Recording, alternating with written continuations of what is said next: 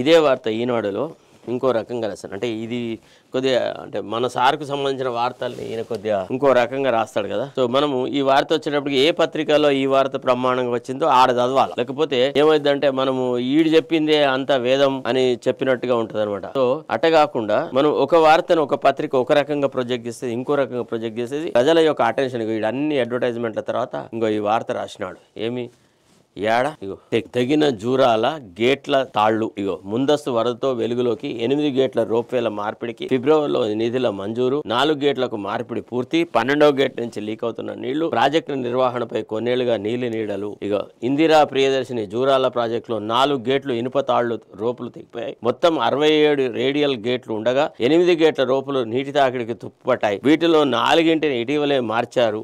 తర్వాత 8, 12, 19, 27 గేట్ల రోపులు మార్చాల్సి ఉండగా ఈ లోపే తెగిపోయి కృష్ణా నదికి ముందస్తు వరద నేపథ్యంలో ఈ విషయం వెలుగులోకి చూసింది.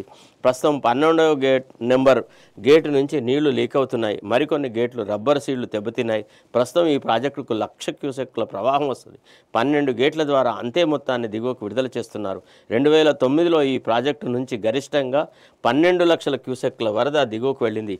ఈ నేపథ్యంలో ఇప్పటికిప్పుడు బ్యారేజీకి వచ్చిన ప్రమాదం ఏది లేకపోయినా వెంటనే పునరుద్ధరణ పనులు చేపట్టాల్సింది. ఇది తప్పు. ప్రమాదం పొంచే ఉంది. ఎక్కువ వరద ప్రవాహం వస్తే ఏమైనా జరగవచ్చు. కానీ ఈ కమజన పత్రికలు ఏం చేస్తాయంటే ప్రభుత్వ నిర్లక్ష్యాన్ని చెప్పుతూనే చెప్పనట్టుగా ప్రజలకు ఏదో ఆశ్వాసన ఇచ్చే వ్యవహారాలు అని చేస్తూ ఉన్నారు. నిజానికి ఎప్పటి నుంచో నిరాదరణకు నిర్లక్ష్యానికి గురైనటువంటి వ్యవహారాలనే ఏడున్నాడు ముఖ్యమంత్రి. సాగునీటి రంగంలో ఒక్క చుక్క నీరు కూడా మనకు నష్టం జరగనీయం, గోదావరిలో ప్రతి చుక్క నీరు కోసం పోరాటం చేస్తాం అన్న సాగునీటి మంత్రి ఆడ చచ్చాడు. ముఖ్యమంత్రి ఆడ పోయినాడు. ఏమన్నంటే ఢిల్లీ, హైదరాబాద్ ఢిల్లీ తిరుగుడిగా వినవా. సార్వారు పోతారు. సార్వారు పోయినాక సార్వారు మీద ఏదో అనుమానం వస్తుంది. మళ్ళీ బట్టి విక్రమార్కని రమ్మని పార్టీ హైకమాండ్ కబరంపుతుంది. ఈయన ఉరుకుతాడు. వీళ్ళిద్దరు ఉరకంగానే ఉత్తమ్ కుమార్ రెడ్డి ఉరుకుతాడు. ఇక ఇంతే. ఇక ఏడున్నది మంత్రివర్గము, ఏడున్నది పాలన. ఎప్పుడు చూడు ఇక ఇదే పని. ఇప్పుడు ఇవాళ ఇంకొక కొత్త వార్తలు సృష్టిస్తున్నారు. ఏమని? ముఖ్యమంత్రికి ఉత్తమ్ కుమార్ రెడ్డికి మధ్య పొరపచ్చులు వచ్చేసినాయి. పచ్చి గడ్డి వేస్తే బగ్గు అంటుంది. గీడి దగ్గర నేను పనిచేసేదని ఉత్తమ్ కుమార్ రెడ్డి అంటున్నట్టుగా, అరే ఈయన నాకు పెద్ద గుదిబండలాగా తయారైనాడని ముఖ్యమంత్రి అనుకున్నట్టుగా ఇక బయట ఎవడన్నా కలిస్తే చెవులు 2 చెవులలో నింపేయని వార్తలు చెప్తారు. ఈ ప్రభుత్వ పాలన ఎంత దుర్మార్గంగా ఉంది అనేది. సరే, ఆ చెత్తంతా తీసుకువచ్చి ఇక్కడ శుద్ధి చేయలేం కానీ బట్ కొన్ని వార్తలు చెప్పక తప్పదు. ఇగో ఇది పరిస్థితి అండి. ఇక మిగతాది 10వ పేజీలో ఉంది, విన్నరా. సో మొత్తానికి ఇదే వార్త. తర్వాత హరీష్ రావు మనుగోసుడు ఇదంతా ఒక వార్తలాగా వచ్చేసింది అనమాట. ఇది ఎన్నో పేరు దానికి ఈ వార్త ఎక్కడో వచ్చింది. సరే, లోపల దాంట్లో ఎక్కడో నాశనం అయింది అనుకోండి. దానికి ఇదొక వార్త.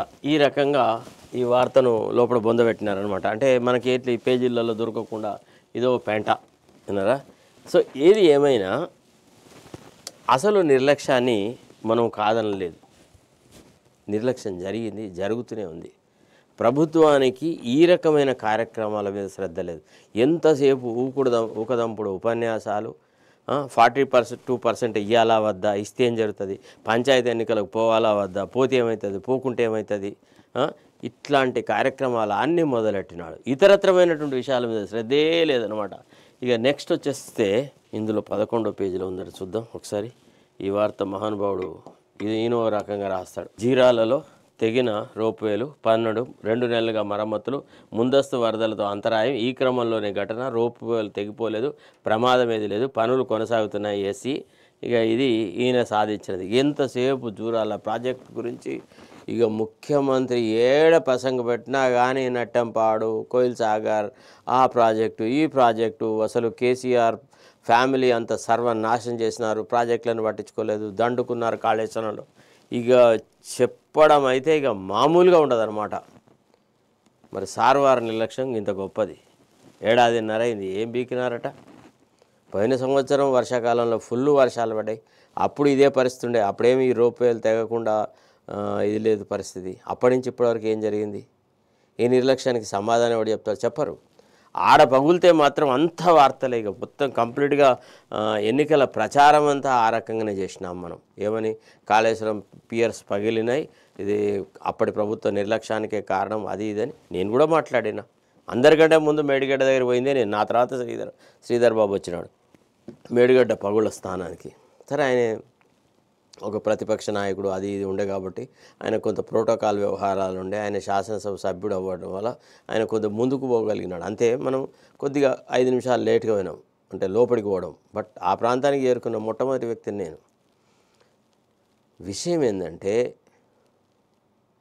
ఒకళ్ళది ఒక తీరు, ఇంకొకళ్ళది ఇంకో తీరు.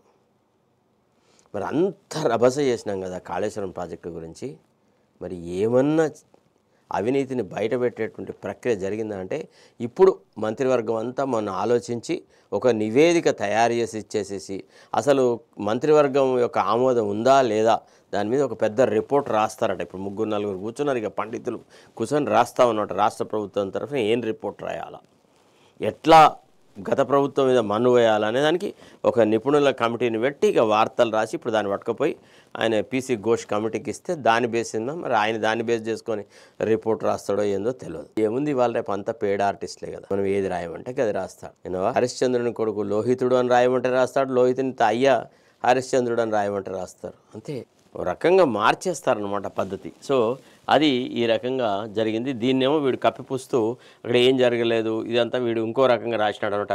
ప్రాజెక్టులో మొత్తం 62 గేట్లు ఉన్నాయి, రబ్బర్ సీల్స్ ఊడి లీకేజీలు జరగడం, గ్రీసింగ్ లేకపోవడంతో రోపులు తుప్పుపట్టడం, ఏటా పూర్తి స్థాయిలో నిర్వహణ లేకపోవడం, ఇలా అనేక కారణాలతో క్రస్ట్ గేట్లు తరచూ మరమ్మతులకు గురవుతున్నాయి. ఈ ఏడాది 8, 12, 19, 27, 28, 41, 45, 51 గేట్ల రోపులను మార్చాలని నిర్ణయించి పనులు చేపట్టారు.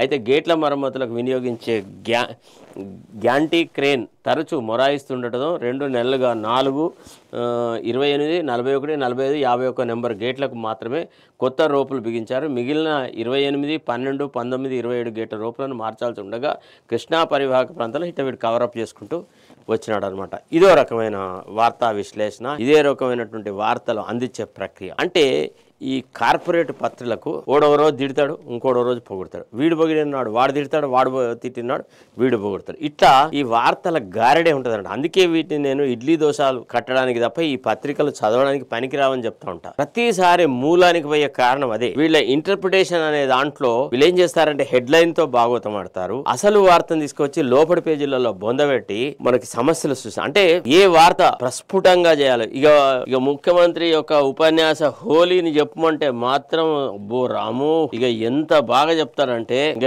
ఈయన మాదక ద్రవ్యాల మీద ఈయన ఉపన్యాసం ఇచ్చిన తీరు, మాదక ద్రవ్యాల వినియోగం వ్యతిరేక సదస్సులో పాటల సీడీ విడుదల చేస్తున్న సీఎం రేవంత్, మంత్రి లక్ష్మణ్, నటులు రామ్ చరణ్, విజయ్ దేవరకొండ. ఇది ఈ పాటలు రాసింది ఈయన నల్గొండ గద్దర్ నర్సిరెడ్డి ఈయన పేరు. వినరా,